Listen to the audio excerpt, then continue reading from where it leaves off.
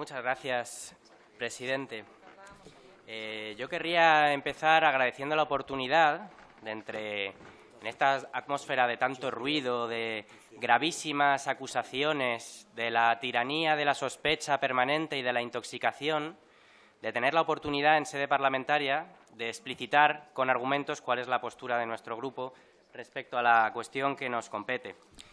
Venezuela está atravesando una gravísima crisis económica cuyas razones son profundas y estructurales. Tienen que ver con una economía extractivista, tremendamente dependiente del petróleo y, por tanto, susceptible de sufrir las consecuencias de la caída de su precio, como está sucediendo, con una estructura del Estado que no ha podido superar un rentismo heredado, con problemas de corrupción endémica, con una altísima polarización y división social y con una sociedad que sufre la tragedia de altísimos índices de violencia con distintas manifestaciones.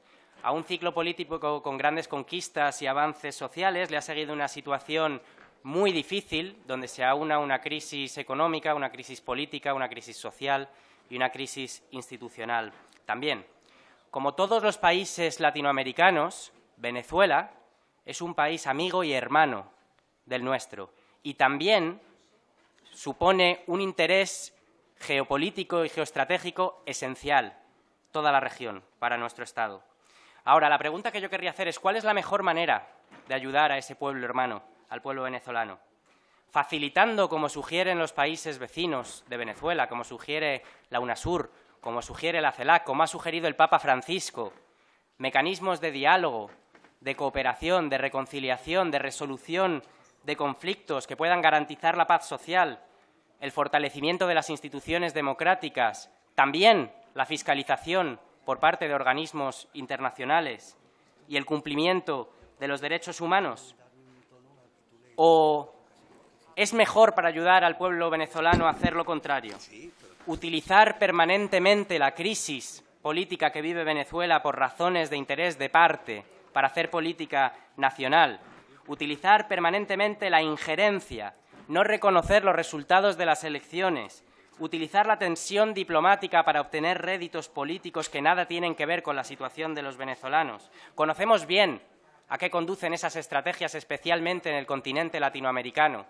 No queda tan lejos la memoria de los sucesivos golpes de Estado que desangraron a las sociedades de estos países hermanos y produjeron decenas de miles de víctimas y desaparecidos. No queda tan lejos, entre otras cosas, porque ha habido recientemente golpes de Estado en Honduras, en Paraguay y también, señores del Partido Popular, en Venezuela en el año 2002. Y qué vergüenza que aquel golpe de Estado que puso al presidente de la patronal venezolana como presidente del país fuera apoyado solo por dos gobiernos en el mundo, el de los Estados Unidos, el de España, y también por un editorial de infausto recuerdo del Grupo Prisa.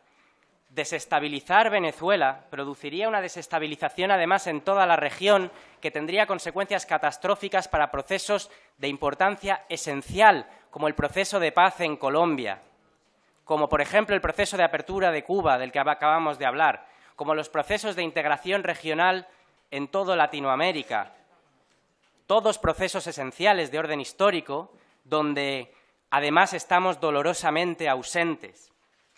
Una política exterior responsable, comprometida con el interés de Estado, ofrecería mediación y colaboración de nuestra parte, utilizaría su influencia y su capacidad diplomática para facilitar el hallar una solución a la crisis que atraviesa el país. Esa es la dirección de las enmiendas que hemos presentado y que creemos que podrían suscitar unanimidad entre los miembros y los grupos de esta comisión. Pero ¿cuál es el problema? Digamos la verdad.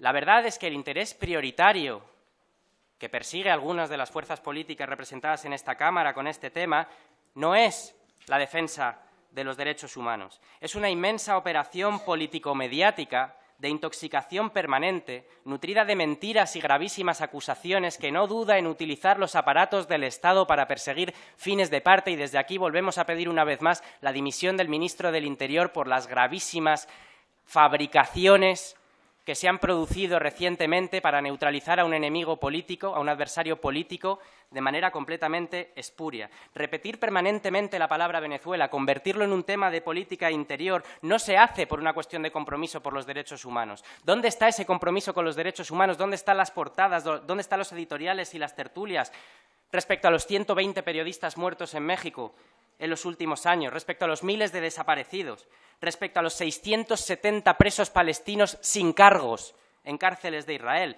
respecto a los 50 presos políticos saharauis en Marruecos, respecto a las 1.134 personas muertas por la policía de los Estados Unidos solo en el último año? ¿Se imaginan que hubieran muerto 1.134 personas a manos de la policía venezolana en las calles? ¿Cuántas portadas habríamos visto? ¿Dónde estaba ese compromiso con los derechos humanos cuando su partido, el Partido Popular, concluía un memorándum de colaboración con el Partido Comunista Chino?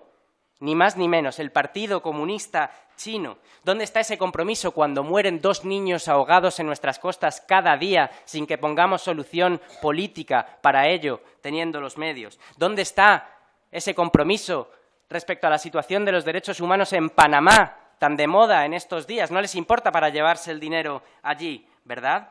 ¿Dónde está ese compromiso con los derechos humanos y con el interés del pueblo venezolano cuando este gobierno y el anterior también han estado vendiendo inmensas cantidades de material antidisturbios a ese mismo gobierno que denuncian incesantemente en los medios de comunicación? El cinismo es insoportable. Esta utilización no es que sea mala para mi grupo político, es mala para la calidad de la democracia española, es mala para la política exterior de nuestro país, es mala para los intereses de Estado. Por eso yo les pido, con el mejor afán constructivo, que acepten nuestras enmiendas a esta proposición no de ley, que facilitemos de manera consensuada el diálogo para la resolución de conflictos, que utilicemos nuestra diplomacia y que dejen de utilizar la política de Estado para perseguir fines partidistas. Muchas gracias.